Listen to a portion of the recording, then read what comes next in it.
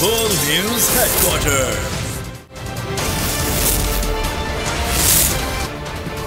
अस्सलामुअलैकुम। बोल news headquarters में खुशामदीद। मैं हूँ आमना अकरम। मैं हूँ अरबाब जहांगीर और मैं हूँ सहरेश जुहेब। हेडलाइंस आपने जानी, बुलेटिन का आगाज करेंगे और आज के बुलेटिन में आपको बताएंगे एक और मिनी बजट, आर्मी चीफ फिक्रमंद, हुकूमत की एक और नाअहली, इमरान खान निशाने पर, अद्वियात गायब, खान के खिलाफ रेफरेंस, स्याह-तरीन दिन, मुतासिरीन मदद के मुंतजिर और पहला गोल्ड मेडल।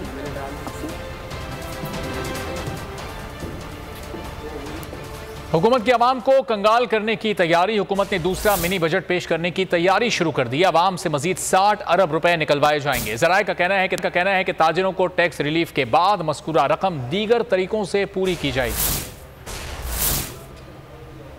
एक और मिनी बजट, अवाम पर एक और बड़ा बोझ डालने की तैयारी। सराय वजारत खजाना का कहना है कि 60 अरब रुपए के मालियाती बिल पर काम जारी है। 30 अरब रुपए के महसूलात के असूल पर काम मुकम्मल हो चुका। मज़ीद 30 अरब रुपए के टैक्स इक़दाम के लिए वर्किंग जारी है। ताजरों को टैक्स रिलीफ के बाद मज़कूरा रकम दीगर सराय से पूरी की जाएगी। मिनी बिल आने की सूरत में ऑर्डिनेंस के जरिए टैक्सों में इजाफा किया जाएगा। साबिक वज़ीर खजाना शौकत तरीन कहते हैं इस हुकूमत की समझ ही नहीं आ रही कि मईशत किस तरफ चलानी है। ये हुक्मरान 4-5 मिनी बजट ला चुके हैं, अब ये मजीद भी लाएंगे। मईशत को तबाह कर चुके हैं, अब मजीद तबाह करेंगे। शौकत तरीन ने कहा कि मुमकिन ही नहीं है कि लोग डॉलर 150 या 160 रुपए तक ले आएं। इन्होंने पाकिस्तानी रुपए की कीमत से खौफजदा हैं। सरमायाकारों और फ्रीलांसर्स ने अपना पैसा बाहर रखना शुरू कर दिया है। उन्होंने कहा कि हम 3 अरब डॉलर से ज्यादा एक्सपोर्ट छोड़ कर गए थे। देखें, ये हम पहले से ही कह रहे हैं कि इस हुकूमत को कोई समझ नहीं है कि इन्होंने इकॉनमी को कैसे चलाना है। और ये मिनी बजट, कई मिनी बजट दे चुके हैं, 4-5 तो दे चुके हैं अभी, और ये देते रहेंगे कि एक्सपोर्टर्स ने पैसे बाहर रखना शुरू कर दिए। ये जो है आईटी के फ्रीलांसर्स हैं, इन्होंने पैसे बाहर रखने शुरू कर दिए। और जो स्पेकुलेटर है उसने कन्वर्ट करना शुरू कर दिया, अपना रुपए को डॉलर में करना शुरू कर दिया। तो अब वो वापस अगर आता भी है तो ये हमने देखना है ये कहाँ तक वापस आएगा, लेकिन कहाँ तक जाएगा। क्या ये 185-187 पे जाएगा या नहीं जाएगा? बिकॉज ये एक बहुत बड़ा सवाल है। 3.1 बिलियन पे हमने एक्सपोर्ट छोड़ी थी, आज 2.2 पे आ गई हैं। तो एक्सपोर्ट कम हुई है, इनकी इंपोर्ट भी कम हुई है, बिकॉज इन्होंने सप्रेस की है कि इन्होंने जो है वो एलसीए नहीं खोल रहे।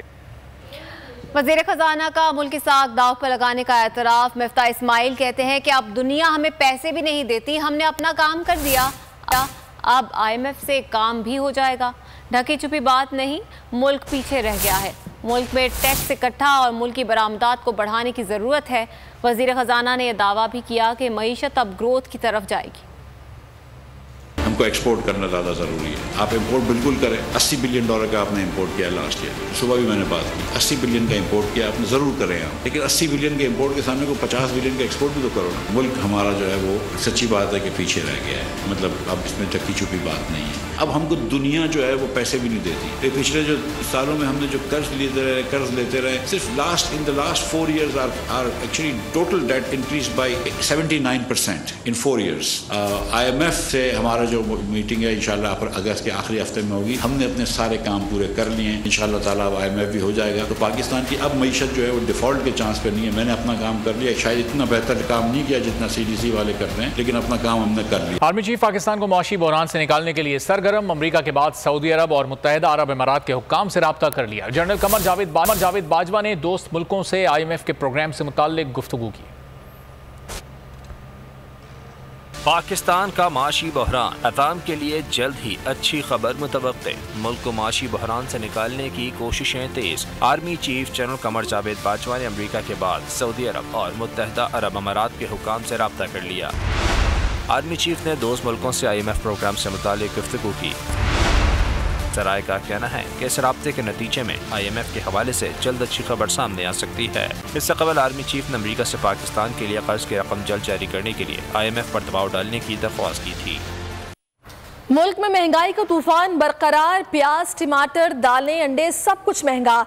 एक हफ्ते में प्याज की फी किलो कीमत में 19 रुपए, टमाटर की फी किलो कीमत में 8 रुपए, दाल मूंग 9 रुपए 12 पैसे, दाल माश 18 रुपए तक महंगी हो गई है और दाल मसूर की फी किलो कीमत में 14 रुपए, आलू फी किलो 3 रुपए तक और लहसुन 4 रुपए फी किलो तक महंगा हुआ। अंडे 5 रुपए फी दर्जन और दूध की फी लीटर कीमत में 1 रुपए से जायद का इजाफा देखने में आया।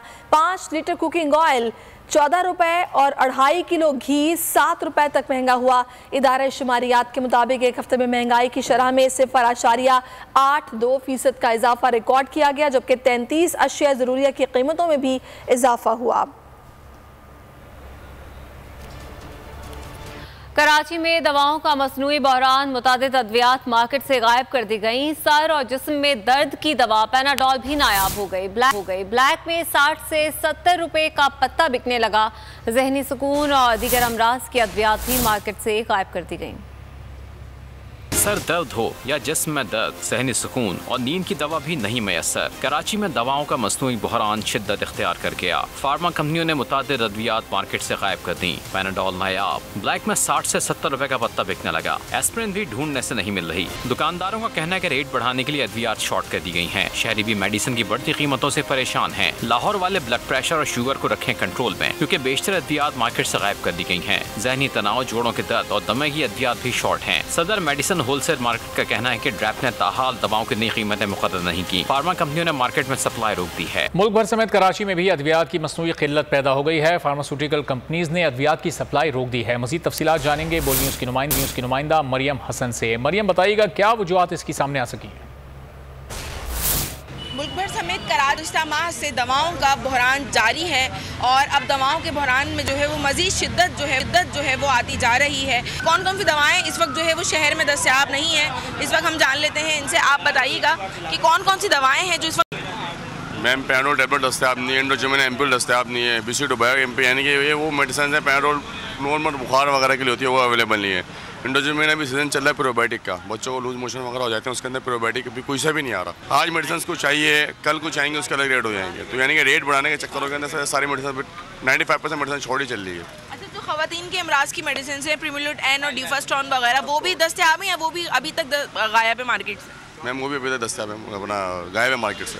मैम, मिल तो रही है, ब्लैक में मार्केट में मिल रही है, कंपनी सप्लाई नहीं कर रही। अब कंपनी मिसाल के तौर पर अगर मार्केट में चीज़ अवेलेबल है तो कंपनी ने सप्लाई करी, उसको मार्केट में अवेलेबल है ना, मार्केट वाले घर से मंगा के तो लेके नहीं आए उनको। ड्रैप की जानिब से जो है अब तक दवाओं की कीमतें बढ़ाई नहीं गई हैं, यही वजह फार्मास्यूटिकल कंपनीज ने अब खुद से जो है खुद साख्ता एक दवाओं की सप्लाई जो है वो रोक दी है और एक बहरान। बहुत शुक्रिया मरियम हसन। सब्सक्राइब करें और बेल दबाएं ताकि कोई खबर रह न जाए।